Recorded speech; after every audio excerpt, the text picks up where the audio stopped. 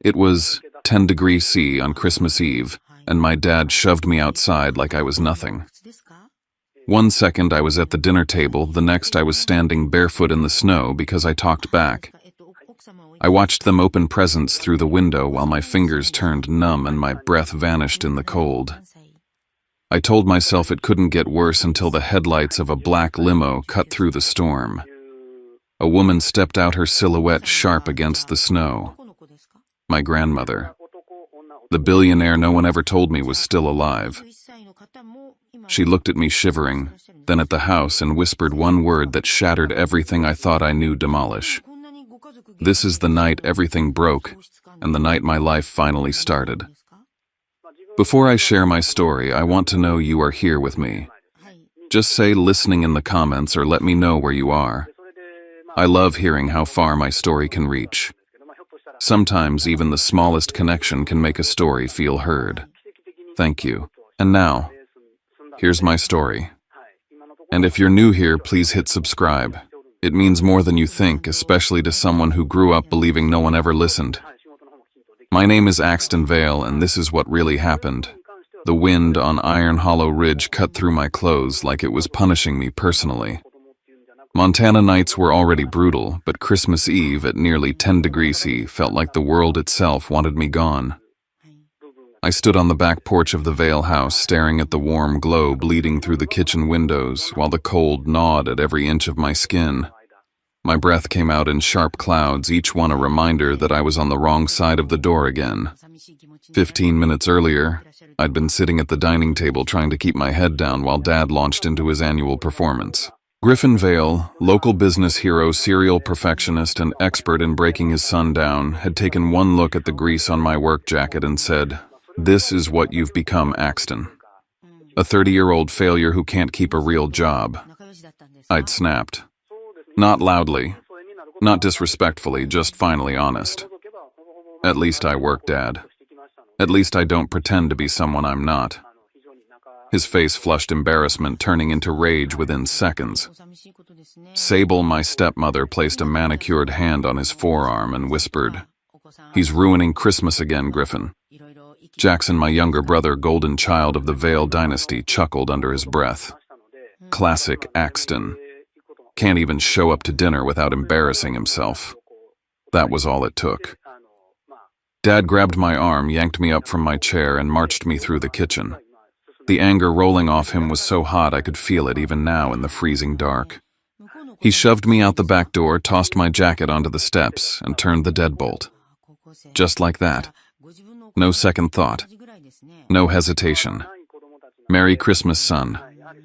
I'd stood there stunned at first, my mind refusing to accept what had just happened. But reality hit fast when the cold began seeping through my socks and thin shirt. Through the window, their laughter drifted out, Sable clapping her hands as she unwrapped a necklace, Jackson tearing into some expensive gaming setup, Dad raising a glass like he'd earned peace. And there I was, frozen, locked out of my own childhood home, watching them unwrap presents like a stranger. I don't know why I kept coming back every Christmas. Maybe hope is a stubborn thing, refusing to die even when everyone around you tries to crush it. I hugged myself tighter, trying to keep the cold from crawling deeper into my bones. My vision blurred with a mix of wind and humiliation when suddenly a pair of blinding headlights cut through the swirling snow. A black limousine. Glossy, unfamiliar, out of place in this rural mountain town.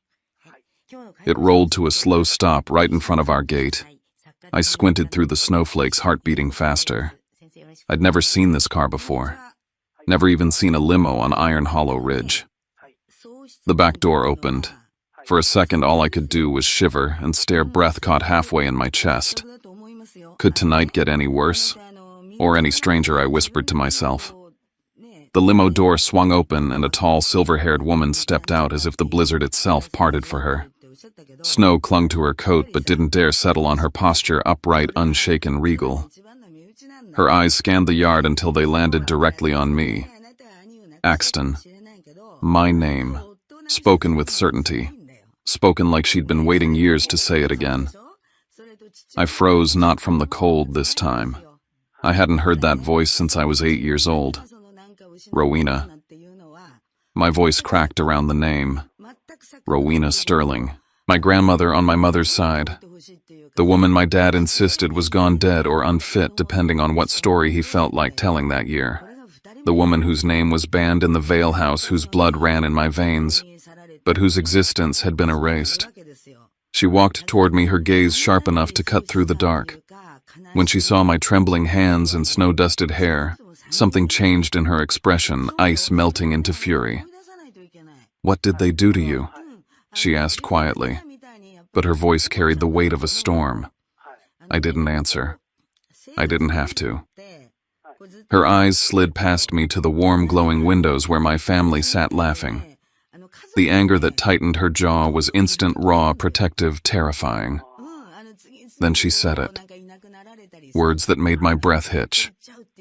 "You never deserved this, Axton, especially not when you're the last rightful heir of the Sterling line." I blinked. Hard. What? But she wasn't done. "I've spent years trying to reach you," she said, her voice low. "Letters sent back, calls blocked, addresses changed, every attempt erased." A cold spike of realization pierced through me, a different kind of cold than the snow. Dad had done that. He'd cut me off from her before I even knew I had a choice. My heart beat loud enough to drown out the wind as Rowena stepped past me, staring directly at the house I'd grown up in, the same house that had pushed me out into the snow without a second thought. Snow swirled around her boots as she lifted her chin toward her driver, a tall man in a black coat. Her voice was a blade, one single command: demolish. I stared at her, breath frozen midair. I wasn't sure whether she meant it literally or as an expression of rage. But then the faint sound of engines rumbled from down the hill, heavy diesel engines, followed by radio static, followed by rotating warning lights cutting through the dark. That's when I realized it. Demolish wasn't a metaphor, and whatever was coming was already on its way. Snow kept whipping across the driveway, gathering around the wheels of the demolition trucks that pulled in one after another. Their headlights cut across the property like searchlights bouncing off the metal barricades the county deputies were unloading. Within minutes, the quiet ridge transformed into a controlled operations site. Iron Hollow sheriff units parked in a tight formation. 2 SUVs marked with the Sterling Dominion crest rolled up behind them, and a man in a charcoal coat stepped out holding a thick folder of legal documents. Everything moved with terrifying precision, as if this moment had been rehearsed for months. Maybe it had. I stared at the scene unfolding, my breath shaking with each exhale. "Why are you doing this? How did you even know I was here?" I finally asked Rowena. My voice was barely audible over the engines. She didn't answer. Instead, she placed a hand on my shoulder, firm but gentle, and guided me toward the limo. "Get inside, dear. You're freezing." The warmth of the leather seats surrounded me, but my mind stayed locked on the chaos outside. The Sterling attorney approached the deputies with documents in hand. One of the officers looked toward the house, his face tightening with surprise. The attorney turned toward me through the cracked limo door. "Mr. Vale, under the authority of the Sterling Trust, this property is being repossessed. Your father has defaulted on a long-standing mortgage tied to Sterling land. This house is no longer legally owned by the Vale family." My heart dropped. Dad always bragged about owning every stone on Iron Hollow Ridge.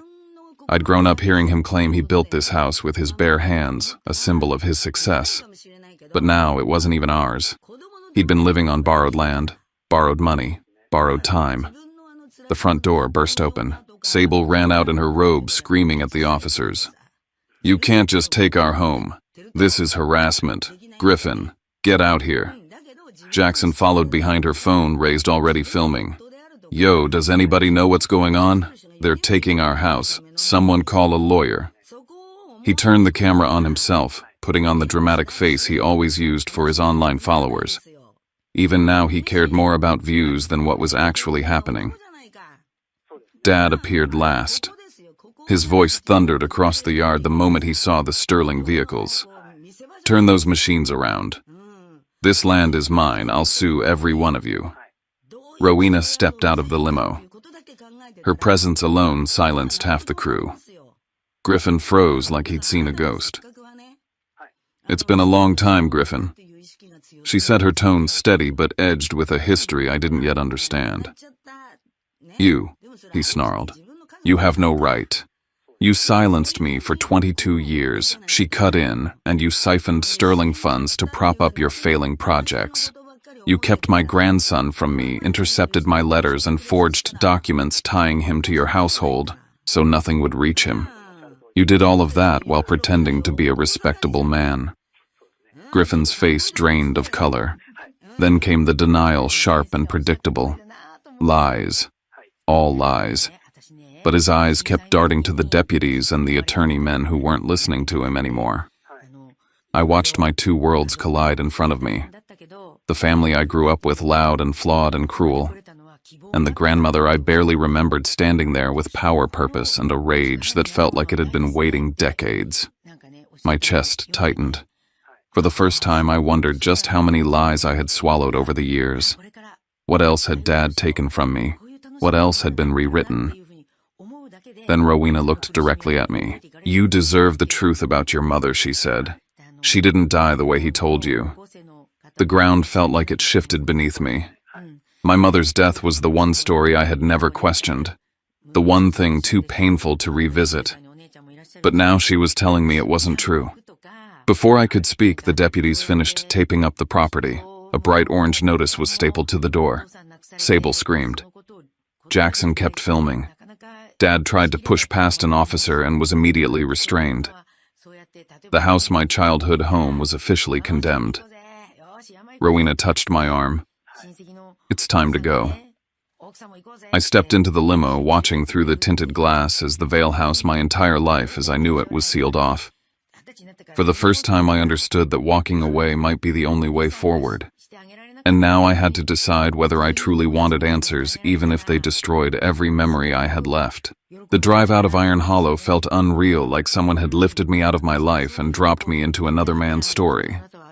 Snow blurred into white streaks outside the window, and the leather seat was too soft, too warm, too unfamiliar. My hands wouldn't stop shaking, not from the cold anymore, but from everything I had just witnessed.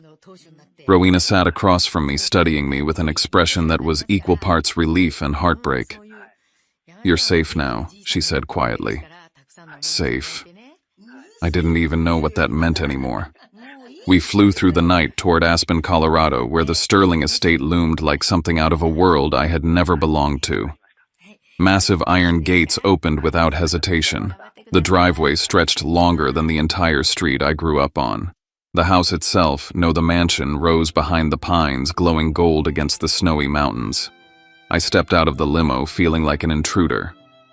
Inside, everything was polished stone, warm lighting paintings worth more than anything the Vales had ever owned. Staff moved respectfully around us, as if this moment had been anticipated for years. When we finally sat in a private study, I asked the question that had been burning through my mind since she appeared in Iron Hollow. Why did you stay away? Why didn't you fight harder to see me? She didn't hesitate. I did fight Axton. But every time I came close, Griffin threatened to report me for harassment, threatened to take you away, threatened the authorities with fabricated accusations. He told me he would have you placed in foster care if I tried to contact you again. My stomach twisted. He said, talking to you would ruin my life. She closed her eyes briefly, gathering herself. He ruined it by keeping you from your own mother's family. I leaned back, breath trembling. Every truth she gave me carved deeper into the foundation I'd been raised on. Then she opened a locked drawer and slid a document binder toward me. When you turned 18, she said you were supposed to receive access to the Sterling Legacy Fund, a financial trust valued at more than $300 million. My mouth went dry. But you never came to claim it. The paperwork was returned to us as signed and completed, all of it signed by someone named G. Vale. I stared at the signature across the acceptance form. It wasn't mine, but it was a signature I had seen thousands of times on report cards, permission slips, tax forms. My father's. He had forged my name, stolen my inheritance, stolen my chance at a life beyond his control. The reality hit me so hard I felt dizzy. Every time I'd struggled, he'd watched. Every time I'd needed help, he'd let me fail. I had never been trapped by circumstances. I had been trapped by him. Rowena reached out, her voice steady. You were never meant to live the life he forced on you. And now that he knows I've found you, he will not sit still. As if on cue, her assistant hurried into the room with a tablet in hand. Ma'am, we have a security alert. Someone attempted to access old medical files belonging to Ms. Vale Axton's mother. And someone also tried to pull Axton's hospital records from when he was a child. My heartbeat stopped. Who? Rowena asked. The assistant turned the screen toward us. A security camera photo captured the man at the records office. Griffin Vale. Something inside me cracked. If he was digging into those files, then the story of my mother's death, the one he'd repeated my whole life, might have been a lie. I stood up, feeling the ground shift beneath me again. I need to know what really happened to her. Rowena nodded. Then we searched together. But you must understand, once we start, there's no turning back. I swallowed hard. I'm ready. And for the first time in my life, I meant it. St. Lupin Medical Center sat on the edge of Denver, a gray stone building that felt colder inside than the snowstorm outside. The fluorescent lights hummed overhead as Kieran and I stepped through the sliding doors, each footstep echoing with the weight of answers I had chased my entire life. I'd imagined this moment countless times, imagined finding a neat, simple truth about my mother's death. But the air in that hospital felt heavy, like the walls themselves were preparing to break something open. We approached the records counter, and the moment the elderly nurse looked up at me, her breath hitched. Her eyes softened in a way no stranger had ever looked at me. My God. You look just like her, she whispered. You're 22 years too late, sweetheart. Her words sank into me like ice. Before I could ask anything, she motioned us closer, lowering her voice. You're looking for your mother's file, aren't you? I nodded. She typed a few keys, frowned deeply, then turned the monitor so I could see. A red stamp covered the screen from corner to corner. Sealed by court order. My chest tightened. Who ordered it? She hesitated only for a moment before saying the name I had begun to fear in a new, darker way.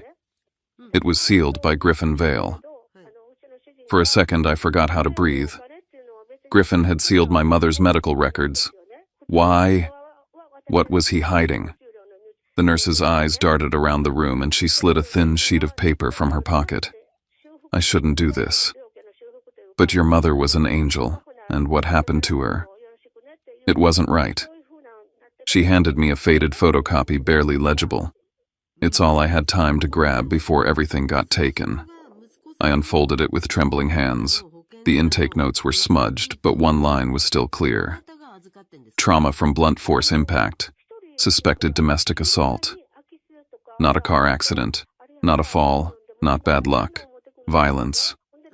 Suddenly, the memories of my childhood, the scratches on Mom's arms, the bruises she brushed off as clumsiness, her trembling smile when she said she fell again, all snapped into place like a nightmare I'd been too young to see.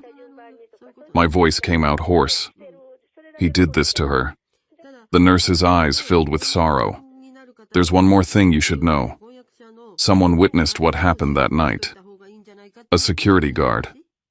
Name's Marcus Tiller. He retired years ago, lives near the Wyoming border now. He called asking about you once, but no one answered him. My pulse hammered. A witness. Someone who saw the truth. Someone who tried to help. I turned to Kieran. We need to find him. Before we left, I called Rowena from the hallway and told her what we found. She didn't sound surprised, only worried. Axton, this is where your father becomes dangerous. You're getting close to what he buried. She wasn't exaggerating. When we returned to the Sterling estate, Kieran met us at the gate with a warning. There was a car parked outside for half an hour. No headlights, no movement. Security traced the plates. North Star Inn. My stomach flipped. Another Vale company. Another sign my father was watching, waiting, hunting. Pack tonight, I told Kieran. We drive to Wyoming before sunrise. Because now I knew Griffin wasn't just hiding the past. He was willing to bury anyone who tried to uncover it. We left Aspen in the dead of night, the mountains towering above us like silent giants as we drove over frozen passes. The heater blasted on high, but my hands wouldn't stop shaking. Every mile toward Wyoming pulled me deeper into a version of my family's story that terrified me. I wasn't just chasing answers anymore, I was chasing the truth about the man who raised me, the man who might have killed my mother, the man who had spent decades making sure I never learned the truth. By dawn, we reached a stretch of snowy flatland dotted with old ranch houses. Marcus Tiller lived in the last home at the end of a gravel road, a small wooden cabin with smoke curling from the chimney. When he opened the door and saw me standing there, his expression collapsed into shock. "You're her boy," he whispered. "You look just like Lily." Hearing my mother's name spoken so gently nearly broke me. He invited us inside, and as we sat near a crackling stove, he began to talk. His hands trembled as he reached for a cup of coffee, but his voice was steady, too steady, like he'd rehearsed this moment for years. "I saw it," he said. "I saw what he did to her." My breath caught. He continued. "Your father pulled her out of the car, screaming. She begged him to stop. He shoved her hard. She hit the pile of lumber behind the maintenance shed. I ran toward them, but he threatened me. Said he'd have me locked up if I interfered. She was bleeding, but alive. He dragged her back into the car, drove off. Every word felt like a blow. I forced out. She didn't die immediately. Did she? Marcus looked down at his hands. No. She made it to the hospital. She was conscious. She kept saying one thing over and over to the doctors and the nurses. He took a long, shaky breath before meeting my eyes. She begged them to protect you. My throat closed up. She told them he couldn't control his temper, that she was scared what he'd do to you if she wasn't there anymore. Kieran and I sat frozen as Marcus continued. But then Griffin came. He claimed he was her medical proxy, pulled out paperwork, threatened a lawsuit. Within an hour, everything changed. Her chart, her diagnosis, the official report. I felt sick. So the accident story bought and paid for, Marcus said. The doctor who signed off on it. Well, you should hear this. He reached into an old metal box and pulled out a tiny recorder. I made a copy before they erased everything else. Been keeping it safe in case you ever came. He pressed play. Static crackled, then a man's voice, shaky, nervous. Griffin, I did what you asked. No one will question the file. Then my father's voice, colder than I'd ever heard it. Good. Because if anyone connects me to what happened, I lose everything. And that boy, he's mine to raise, not hers. My stomach lurched. And then, the faintest whisper. A woman's voice. Weak, fading, but clear enough to shatter me. Don't let him near Axton. Please, curse, save my son. My mother's last plea. Her final act. Protecting me from him. Before I could fully process the moment, the back window exploded. Glass rained across the room as a rock thudded onto the table with a note wrapped around it. Kieran reacted instantly, pulling me low. Marcus peeked toward the woods outside. They found me, he muttered. I knew this day would come. A shadow fled into the trees, someone moving fast, too familiar. One of Griffin's men. We didn't wait. Marcus urged us to go before more cars arrived. Kieran and I sprinted to the SUV, snow kicking up beneath our boots. For the next hour, we drove in tense silence, checking the mirrors, constantly unsure if we were being followed. The recording sat between us, heavy as a bomb. Every word I'd heard rewired something inside me. My mother hadn't abandoned me. She hadn't been weak. She had fought until her last breath to keep me safe from him. By the time Aspen's lights came back into view, I wasn't the same man who'd left. Rowena met us at the door, reading my expression before I even spoke. It's time, isn't it? She asked. Yes, I said. For the world to know what he did. She nodded once. Then we prepare for the Sterling Dominion Gala.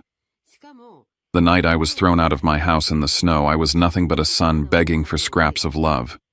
Now I was a man with the truth sharp enough to end the Vale legacy forever. The night of the Sterling Dominion Gala felt unreal from the moment I stepped out of the car.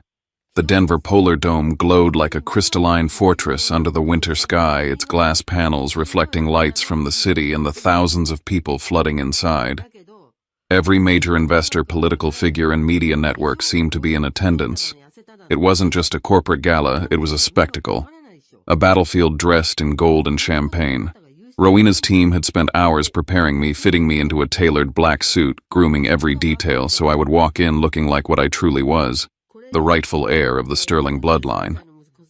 But beneath the polished exterior, my chest was tight. I knew I was walking into the night that would end everything I thought I knew about my family. Inside, chandeliers sparkled overhead as the orchestra played softly, yet the tension in the air was undeniable. Every step I took reminded me Griffin would not sit quietly while his constructed empire cracked apart. He would try to salvage something: his reputation, his control, maybe even me. Rowena whispered beside me, "Tonight we show them the truth. No more shadows." Her confidence steadied me, but a knot still formed in my stomach. It wasn't just fear of speaking in front of 1,000 strangers. It was fear of tearing open the last memory I had of my mother, a memory that was already fractured. We took our seats at the front and the program began. But just minutes into the opening remarks, a disturbance rippled across the VIP section. I looked up and there he was, Griffin Vale. He forced his way past ushers flanked by 3 lawyers in cheap suits, as if he could march in and reclaim authority just by pretending he still had it.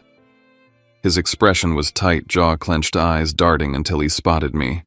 Our gazes locked. And in that instant, I knew the climax of this entire story had finally arrived. He intended to fight even now.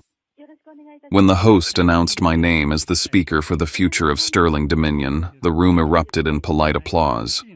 I stood, walked to the stage, and stared out at the sea of expectant faces. I could feel Rowena's support behind me. I could feel Griffin's fury tearing through the room like a silent storm. I had a script prepared, but I didn't use it. Instead, I began with the truth. "I'm here tonight not just as a successor," I said, voice steady, "but as a man who almost never knew the family he came from." The room quieted instantly. I grew up in a house where my mother's name was erased, where my grandmother's letters were burned before I could read them, where the truth was buried under fear. This past Christmas, I was thrown out of that home into the snow, into the cold, just for speaking up. The murmurs began soft but growing. I took a breath and pressed forward, and now I'm here to speak about everything that was kept from me, everything that was taken. The screen behind me lit up with documents, mortgage records, maps of the Vale property, evidence of fraudulent signatures, dates showing Griffin had used my identity to secure loans and access Sterling assets. A collective gasp swept the room. Investors snapped photos. Shares of my father's corporations would be tumbling before the night ended. I wasn't prepared for what came next. Griffin shoved his way onto the stage, grabbing a microphone. "This is slander," he roared. "He's been manipulated by that woman, Rowena Sterling, who has always wanted to destroy my family." He pointed at me. "You are my son. You belong with us, not with them. Sterling Dominion is a machine of exploitation. They've twisted you to steal what I built." But he didn't build anything. Not even his lies held shape anymore. I let the crowd settle, then said quietly, "If you truly believe that, then listen to this." With a nod to the technicians, I played the recording Marcus had given me. The room fell completely still. My father's voice echoed through the dome, cold, calculated. The doctor's voice trembled. And finally my mother's whisper, that fragile plea to save me. People covered their mouths. Others lowered their heads. The weight of her last words filled the room like a storm cloud finally breaking. Griffin staggered backward as if the truth itself had struck him. Before he could speak, one of Sterling Dominion's attorneys stepped onto the stage. "The physician involved in falsifying the medical report has confessed," he announced. "His testimony directly implicates Mr. Vale." The statement was read aloud. Griffin had paid to rewrite the cause of death-bribed hospital officials and silenced evidence of domestic violence. By the time they finished, Griffin wasn't just disgraced. He was ruined. Investors from North Star Inn hurried out. Photographers swarmed. Organizers asked security to intervene. 2 guards took Griffin by the arms, escorting him out as he shouted incoherently, his final fragments of power slipping away. I watched him leave. For the first time, he looked small. Not a monster, not a tyrant. Just a man stripped of the lies he clung to. The gala resumed, but everything had changed. As the applause rose around me, as reporters scribbled notes and cameras flashed, I realized the end was close, but the aftermath would be its own battle.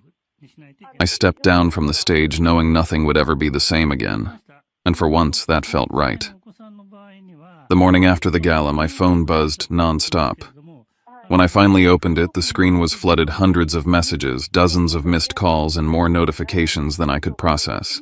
News outlets from Denver to Montana ran headlines about the sterling heir confronting his father in front of the entire financial world. Clips of my speech and the audio recording had already gone viral. I wasn't prepared for fame, not the sensational kind, not the painful kind that comes from exposing your own family, but there was no turning back now. By noon, the Iron Hollow Sheriff's Department released a formal statement. Griffin Vale was being charged with forgery, financial fraud, intentional obstruction of justice, domestic violence resulting in death, tampering with medical evidence, and bribery of a healthcare professional. Hearing the charges read aloud felt surreal. I didn't feel triumphant. I didn't feel broken. I felt balanced, like the world had finally acknowledged the truth I'd carried unknowingly for decades. Sable vanished from town within hours of the news breaking. Jackson tried to distance himself publicly, but ended up digging his own grave when old videos resurfaced, clips of him mocking me, belittling me, laughing as I was thrown out into the snow. Brands cut ties. His followers turned on him. And for the first time, I didn't feel the urge to rescue him or anyone else. Some endings aren't tragedies. They're consequences. At the Sterling estate, Rowena stood beside me as she made an announcement she was transferring management of the Northern Mountain Division of Sterling Dominion to me. It wasn't just a title, it was a place to rebuild myself, my future, and the legacy of the family I was meant to have. With Kieran Holt as my senior advisor, we began structuring new initiatives. My first directive was personal, a fund to support children affected by domestic violence, and another to protect workers exploited by powerful families, both in honor of my mother. Later that week, Rowena's legal team uncovered something else. A letter. A letter my mother wrote to Rowena days before she died, but was intercepted and never delivered. In her handwriting, she wrote about wanting to leave Griffin, wanting to take me and return to Aspen, where she and I would be safe. She wrote about fear. She wrote about hope. She wrote about love. She never got the chance to send it. Reading it felt like someone had placed her hand in mine after 22 years. When I finally returned to Iron Hollow, the Vale house was gone. In its place was a vast empty lot covered in frost. I stood there for a long time, feeling the ache of my childhood and the freedom of my adulthood colliding inside me. I decided then to build something new on that land, a community center named after my mother. A place where protection, support, and dignity would always be given freely. Back in Aspen, life slowly reshaped itself. I shared dinners with Rowena, laughed more with Kieran, and found quiet moments to breathe again.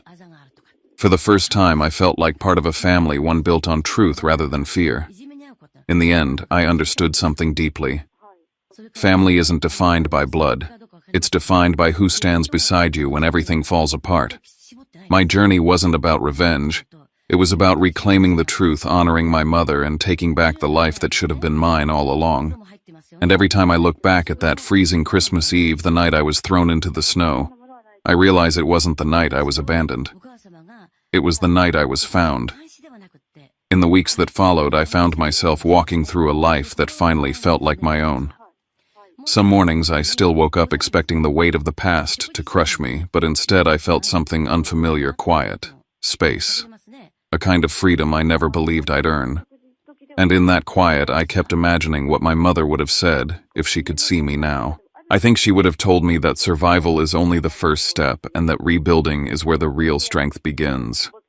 I've learned that healing doesn't always come in dramatic victories. Sometimes it comes in the little choices, showing up for yourself, choosing truth over fear, refusing to carry the shame someone else placed on your shoulders. And while nothing can change what happened, I've accepted that the past doesn't have the right to dictate my future. I get to decide who I become now. If you've followed my story up to this point, I want you to know something. No matter how lonely your life has felt, no matter how many years you spent believing you were the problem, your story isn't over. And you deserve a chapter where you finally get to breathe. Before I close this final part of my journey, I want to ask you something simple, something human. If you're here with me listening to this, let me know by commenting, "Still here," or tell me where you're watching from. It means more than you realize to know that someone out there hears this story, not as gossip, not as entertainment, but as a reminder that truth matters and that people can rise even after being broken.